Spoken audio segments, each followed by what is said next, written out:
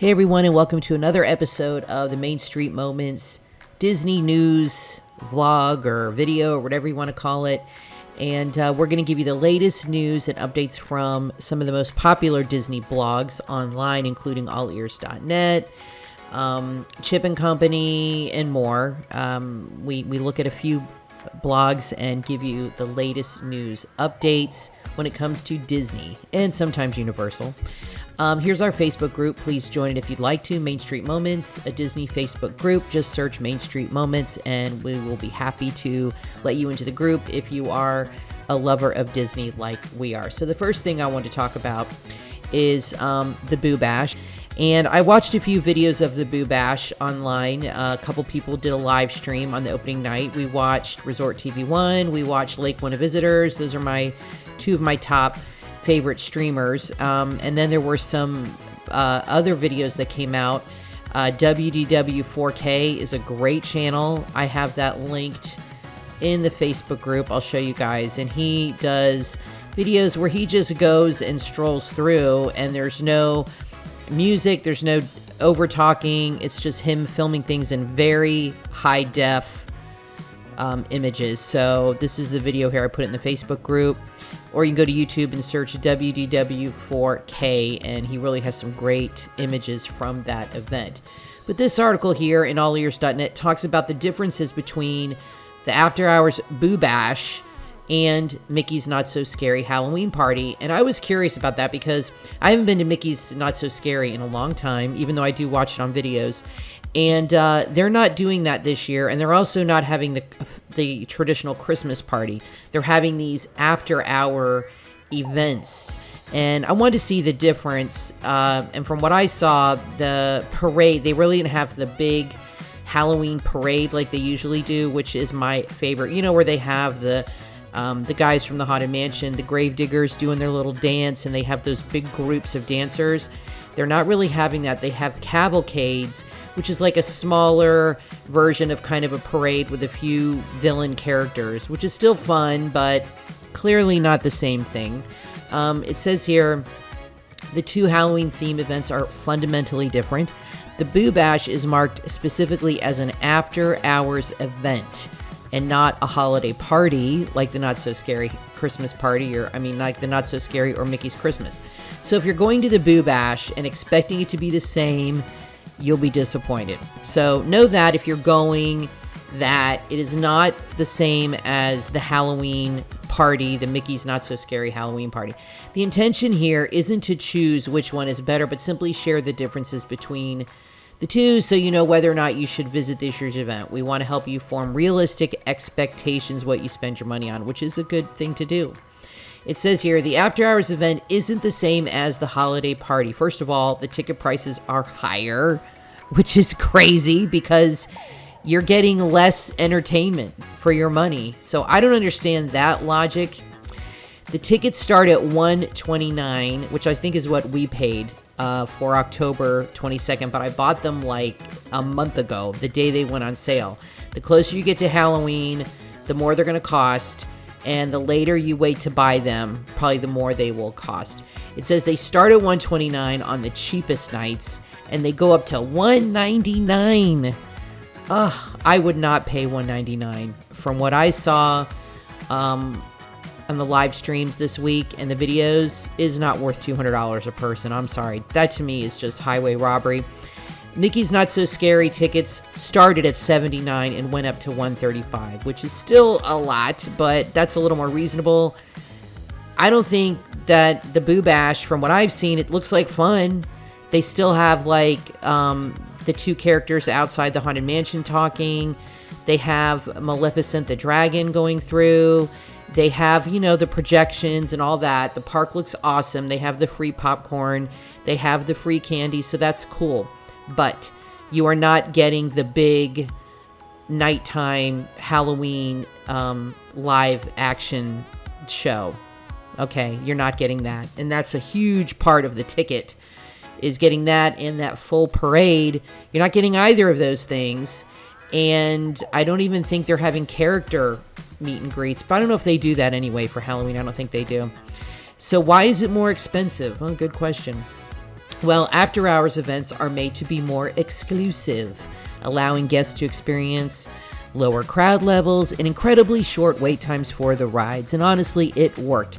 Well, that is what you're paying for, because what I saw on the videos I watched, the park was definitely less crowded, and probably the ride times were 5 to 10 minutes. So that's really what you're paying for, and that's a good thing.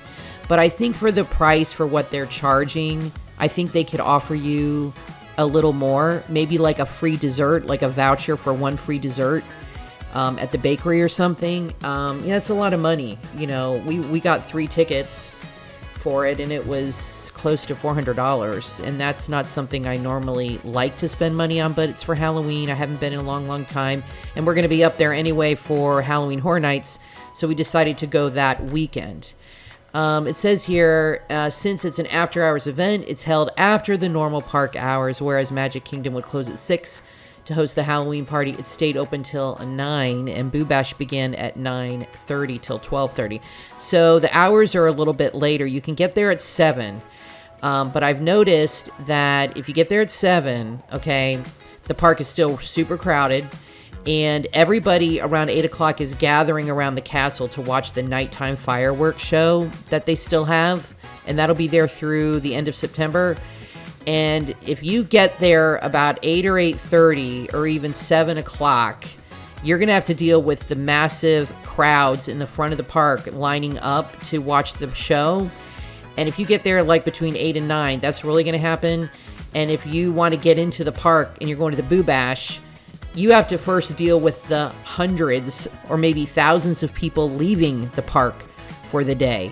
So my advice is either get there at 7 and quickly make your way to the back of the park so you don't have to deal with that onslaught of people leaving, or get there at 9 and kind of stand off to the side away from the main area, or like kind of off to the town hall or something like that, and just kind of sit there and wait for everybody to leave, and then you can walk into the park.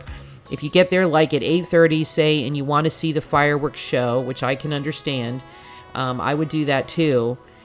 The minute that show is over, everybody's going to turn around and walk out. So you're going to be fighting those crowds to get back in. So just keep that in mind when you go to this special event. We really haven't decided what we're going to do. I think we're going to get to the park at 8:30 so we can see the fireworks and kind of stand at the entrance off to the side and wait for everybody to leave after, and then start walking in probably about 9:30. It takes a good half hour for everybody to really leave.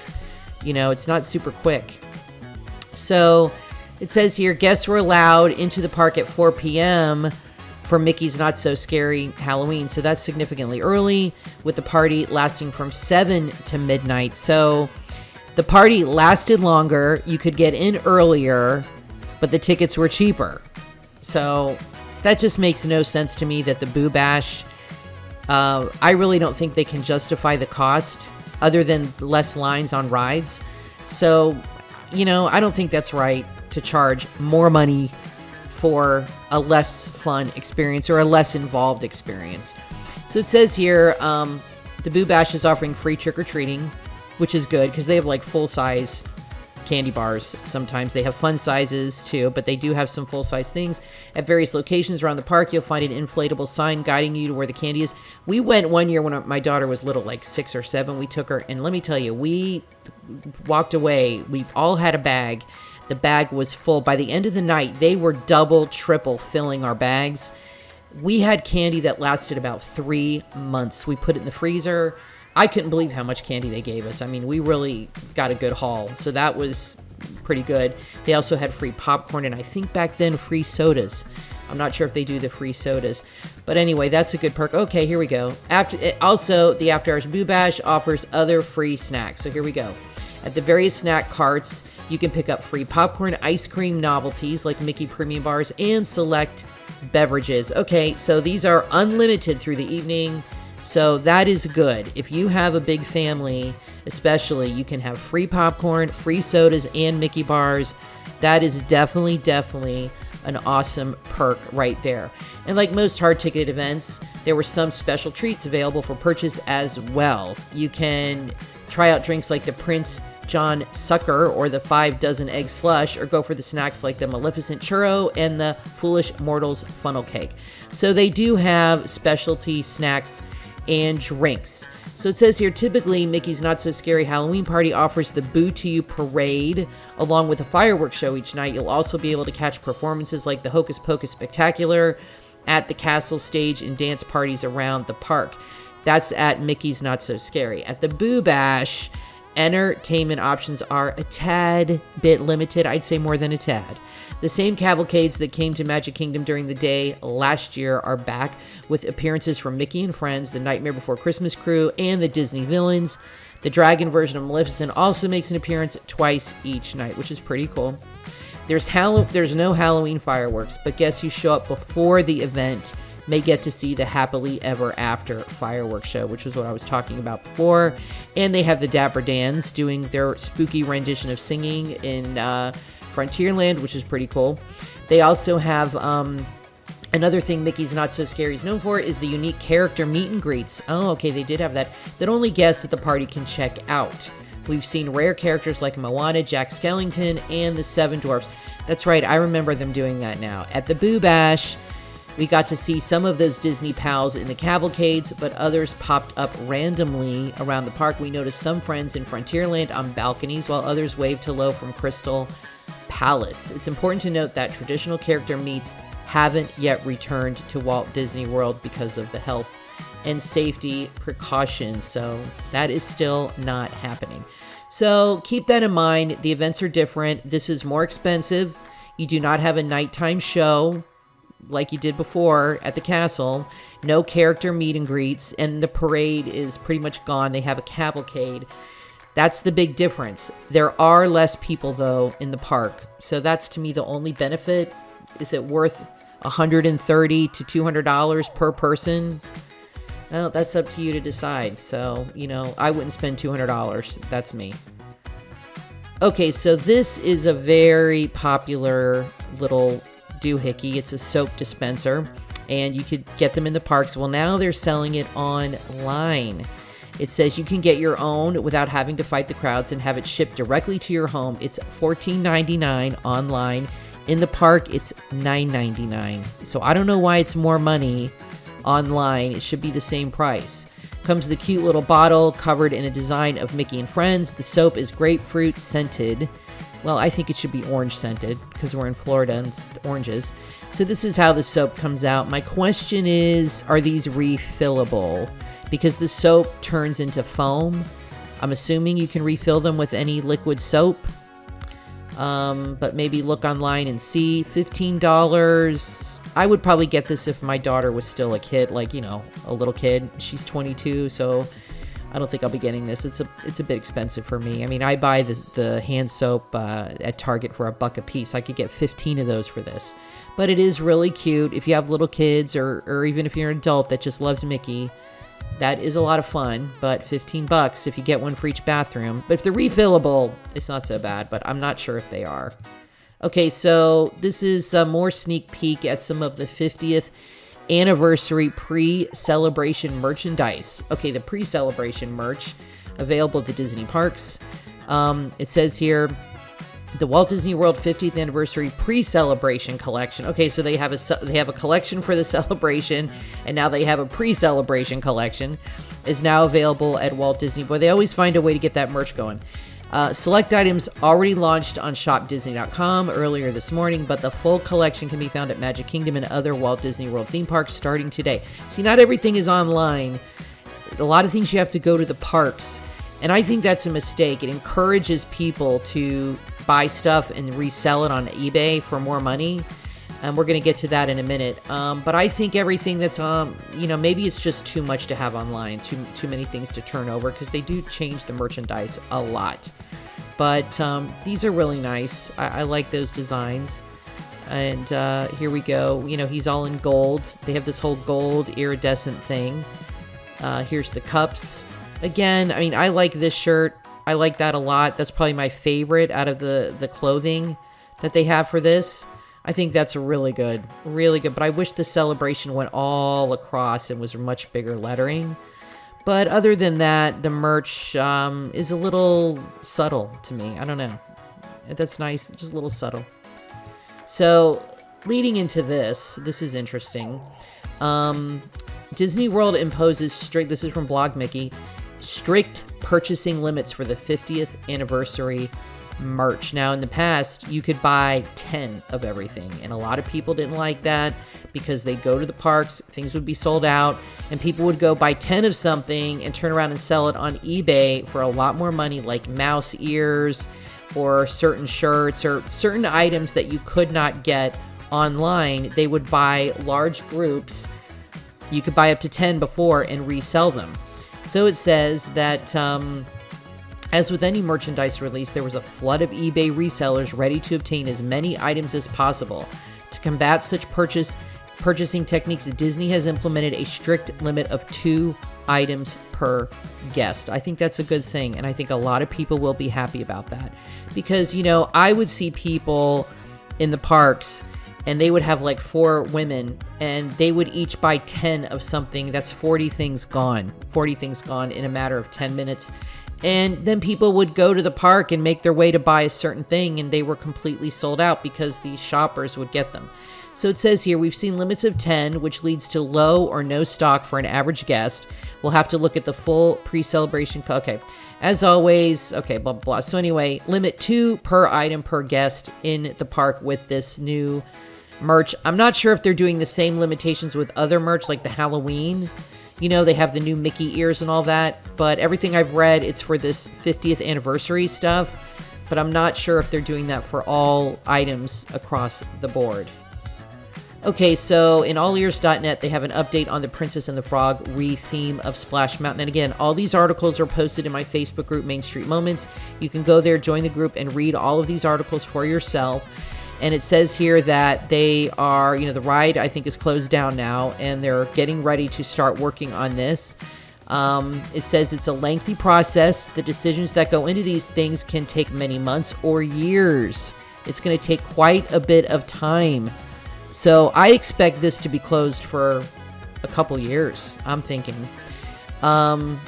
The person working on it, Valaket, did share that work is going on behind the scenes right now. This includes some selections around music, animatronics, and music, and it is really an inspiring story. Well, Tiana has a very inspiring story. She's my favorite princess because she is such a hard worker, and she works for her dreams and makes them happen. She doesn't depend on anybody else. She makes them happen for herself. And I really respect that about her. I think she's fantastic. I'm excited about this overlay. This story gets portrayed honestly and accurately, that the team was doing a remarkable job. She further explains that this is one example where our guests are going to have to put a little trust in us for a bit because we promise not to let you down. We're going to deliver a wonderful attraction that's inspiring and beautiful and worthy of Princess Tiana. So that's going to take some time. I'm sure it'll be amazing. It'll be a really big deal once it opens, but expect that to be closed for a while once they start those refurbishments. So this is interesting, and I'm really excited about this. Small World got a new paint job for Disney World's 50th. Now, back in the day, I couldn't find a picture of it from back in the day from like the 70s and 80s, but the inside of the Small World was colorful like this. Then they painted everything white and gold to match Disneyland a few years back, okay? Which looks pretty, but I preferred the more colorful version. So it says here, Small World receiving a new paint job for the 50th anniversary. When it's a Small World was refurbished in 2005, the Imagineers at Disney decided that the facade should match a Disneyland's version. They painted everything in white and gold in the queue that matched its West Coast rendition, which I did not like that. Looks like that experiment is over. We were at Magic Kingdom yesterday and got a chance to see the new color scheme and facade of the world-famous clock tower and also the whole front facade. It is enjoyable to watch and look at the clock with the new colors added, including the rest of the front wall. Moreover, this makes the tower eye-catching and fun to see. The gold remains on some parts. So I totally agree. This is from Chip & Company, and here is a larger picture of that from WDW News Today. So this is the new paint job. So you still see the white and the gold.